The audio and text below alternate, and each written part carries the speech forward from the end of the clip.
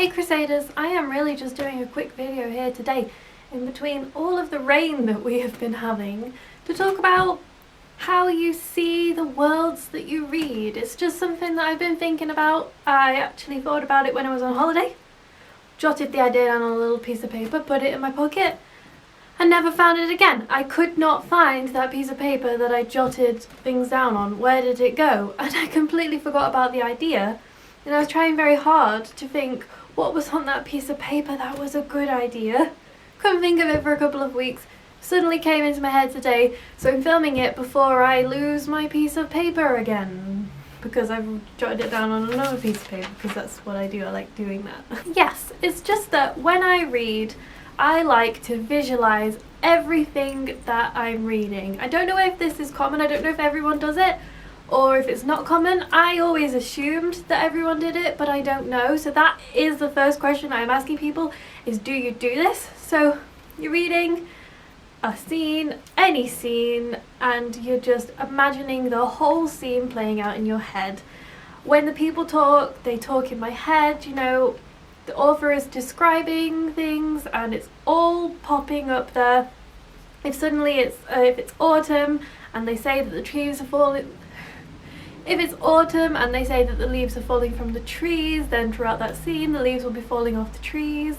Like, I love it so much. This is why reading means so much. It's a complete escape into this created world. This is why I love detailed setting descriptions, because I can really get inside the author's head. So if books don't describe the setting as much, I noticed that in A Darker Shade of Magic. I'm sure it was that one. I'm sure that it didn't have very good setting description in there, and I feel like it did detract from my enjoyment of that book. People are running and they bump into someone, you better believe that is acted out, and then acted out in slow motion again, and then it's got to, oh, that's my phone. Hello. It was my mum. Now where are we? Yes, it gets to the point where I think back to a scene and I'm sure that it's from a TV show, because I can see it so clearly in my head and I'm like, what show was that scene from? And then I remember, no, that wasn't from a TV show, that was from a book. You're remembering that from a book, but you're remembering it so vividly that you think you watched it. So that really spooks me when that happens. But you know, it's really cool for some things, like the Night Runner series, for example, just putting it out there. Sometimes I'm remembering it and I'm remembering it like it was a show, and it just, I'm so happy. But the real thing that I was thinking about here is characters. How do you visualize characters and where do the faces come from? Because I'm sure when I was younger I was told that you can't make up a face. Like, I'm sure that was a thing.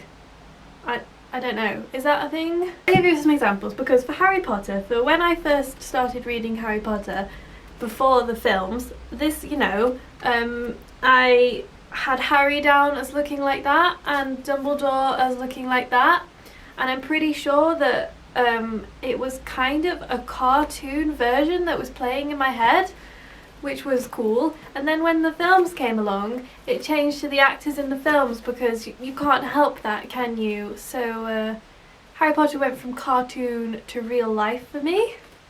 With The Fault in Our Stars, I already knew what Hazel and Augustus looked like, but with Looking for Alaska, I was pretty free to make my own mind up about the characters.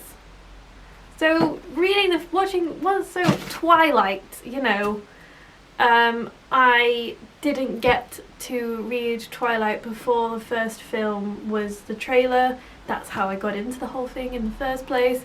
So Twilight was always Robert Pattinson, and well, it worked very well. It was just right, so I wasn't at all bothered about that.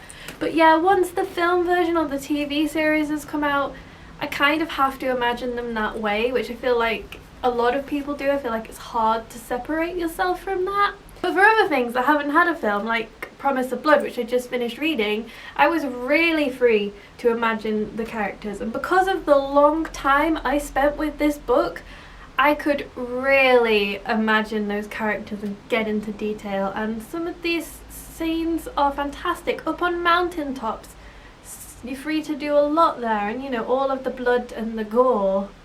But obviously Tamas did look like this, which I thought was a fantastic representation of him. So that's that. Just started reading North and South at the moment. I am imagining all of the characters not as the TV miniseries, apart from Richard Armitage, because Richard Armitage is another gorgeous man. And is this like quite a few videos in a row? We were talking about Colin Firth and now we're talking about Richard Armitage. When will it end? Anyway, I just enjoyed this topic and wanted to hear what other people do in ways of imagining the scenes and the characters.